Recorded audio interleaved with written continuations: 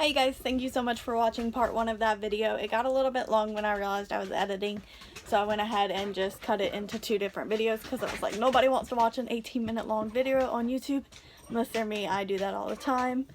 But I figured I'd just kind of make it a little bit shorter, keep it under 10 minutes if possible. So here is part 2. Please enjoy and make sure you subscribe at the end. Thank you guys, or now. You can subscribe now. No, don't have to wait till the end. But enjoy the rest of the questions, and thank you so much for coming back for part 2. Pets. How is it like living with pets in a camper? Well, you guys have heard them this whole entire time. And then we got a little potty trainer here that doesn't know how to use a potty outside yet, so that's not fun. Just randomly wake up and step and poop. But I guess you would do that in a normal house too. What do you think, Moto? What do you think about living in a camper? He thinks it's pretty cool, I think. It sucks not having a backyard with all our dogs. Like, we have to walk them constantly. Oh, he wants back up. Oh, never mind. No, he doesn't. He just wanted to dance and pretend he did. It's different, like not having a yard. You can't just let your dogs go outside. You have to actually walk them, put them on leash. Like, we have a little fence that we can put them in, which is great for Moto because he's so tiny. But then you got like Abby, she can't really run around in there, it's so small. But she is very well trained. Like, she listens so well, so I can let her off her leash and let her get exercise that she needs, and then she'll come right back to me. Now, she does test her limits, but she normally comes right back to me. Why do we choose a camper? Oh, and I have 3 dogs and a cat, and I wouldn't change it for the world. We used to have a bunny and a big old crate, like a Great Dane size crate. It's just like having animals in a normal house. They're always going to be up underneath you anyways, so I don't really see a big deal, but I've always grown up with a lot of dogs. Why a camper? Why we chose to live in a camper? We didn't want an apartment because we felt like we'd be throwing away so much money and wouldn't have nothing to show for it. Plus, we didn't know really where we would go, like what areas were nice in Jacksonville. And now that we're learning, there's like nice stuff right next to crazy stuff. Like, Jacksonville is the weirdest freaking city. Like, you'll have straight up, like, you're gonna get shot, you walked out your front door, next to like a really nice area. Doesn't make sense. Jacksonville's just kind of crazy. We chose the camper mainly because of the whole, we didn't want to live. Hold on one second. Get off my counter, you stupid cat. Cat's learning not to get on my counter. He gets in trouble every time he does it. He just peeked out at me. Why a camper? Basically because we didn't want to get in a house. We didn't want to get an apartment. We didn't really know, like, if this was going to be permanent moving down here. It was kind of just like a, let's move to Jacksonville. And a camper was kind of a safe bet because we can move it anywhere. So if we wanted to move back in a year, at least we could take our camper and move into a campground up there. It wouldn't be no problem. It was very versatile and movable. And we didn't know the areas. We didn't want an apartment because I felt like we'd just be throwing away money. And then just with having the dogs, it was that added thing that could have caused problems. So we just decided to do the camper. We didn't want to buy a house. We didn't really know where we were going to live. Like, we don't want to buy a house and be stuck down here and then realize we hate it and want to move back home. Hindsight, maybe we could have bought a house. It's alright. You live and you learn. Repairs and costs. Like, what is it normally to a house? I've never owned a house, so I don't really know. But living in a camper, we've had to make small repairs. Like, obviously, if we were to move around a lot, you would have the mechanics of things. You would have, like, your tires, your axles. You want to check all that, do yearly maintenance. So we, of course, check our roof and do things like that. But we don't really mess with the tires, honestly. And just because they sit there. Of course, if we were to sell it or anything, you would definitely, or decide to travel with it, we would have to get tires on it. But the main thing was in the pantry, I put cans up there and the whole shelf was going to fall, so we had to had to staple it back up. Little things like that. The craftsmanship on it, they're not great. They're not meant to live in. So you have to kind of reinforce stuff. Like, our whole rod in our closet fell. So that was fun. And I was like, I put it back up. I was pretty proud of myself. But, and then, like, our leak, we have a leak in the shower right now that Jake's not fixed yet, so we gotta, like, caulk it up and fix it. Like, it's not bad, but it's just, like, a little bit out of the edge.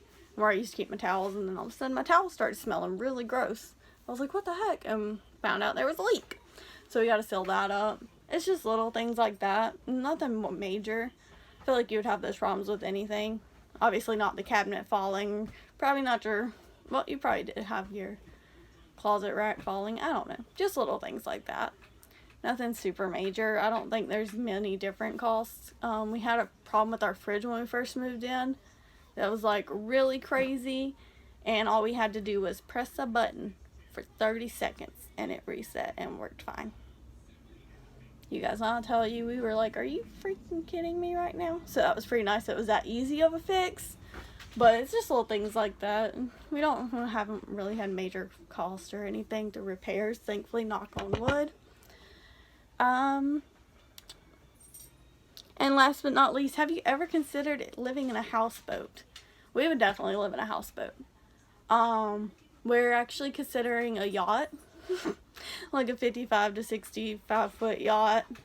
Somewhere around that range. They're bigger than a camper, and it would be kind of nice to be on the water. We've thought about it. I kind of want a house, but then again, I kind of want a schoolie, and I kind of want a boat. Like, there's no in between, really. We're not really sure where our next steps would be. I want a house because of my dogs, and I want a house so we can feel big. But I feel like if I got a boat and I was in it and it was big enough, it wouldn't be a problem. Because it would be double the size of this camper, basically. Because they're so much wider, and of course it would be longer. So if we could get one and find one that's like comfortable to live in, I would love to do it. Because of course I want to, there's the Great Loop, there's different things that you can do, and obviously you can just go to the Bahamas. Like, your girl is trying to go to the Bahamas anytime she wants, and if she could take her house there, over. Really, Salem? Really? Really?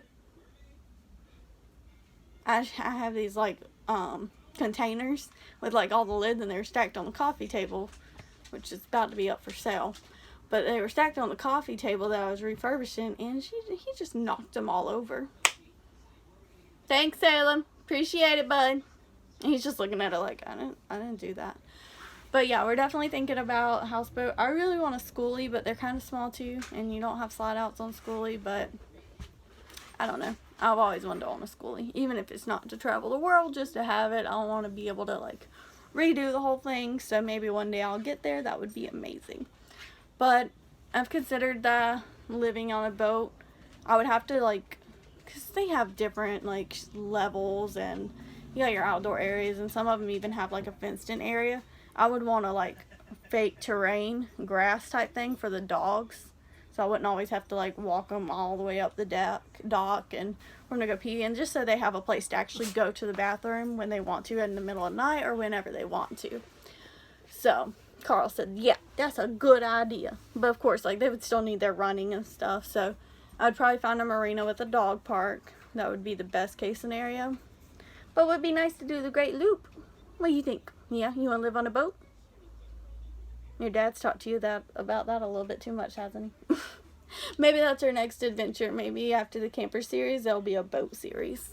We're not sure yet where our future holds and when everything's taking place. So right now it's in the camper, and we're just going to take it one day at a time. Also, another thing about like being small and a downside to it is when you have family over, they're sleeping on your couch, but your couch is only like 100 feet from your bedroom and right near your kitchen. Like, you just feel like you're being rude and waking everybody up. Oh, big yawn. So, alright, Carl, you want to help me do a sign out of this and welcome and thank yous? Yeah. Alright. Look at the vlog. Look at the vlog. The vlog. Alright, thank you guys so much for watching. We're so excited to have you here for this new series. If you're not already, which 83% of you who watch my video are not subscribed. Yep, I looked at that. I looked. 83% of y'all. So if you're watching this and you're not subscribed, hit the subscribe button for me, okay? I would greatly appreciate it. But you guys have a wonderful, awesome, amazing day.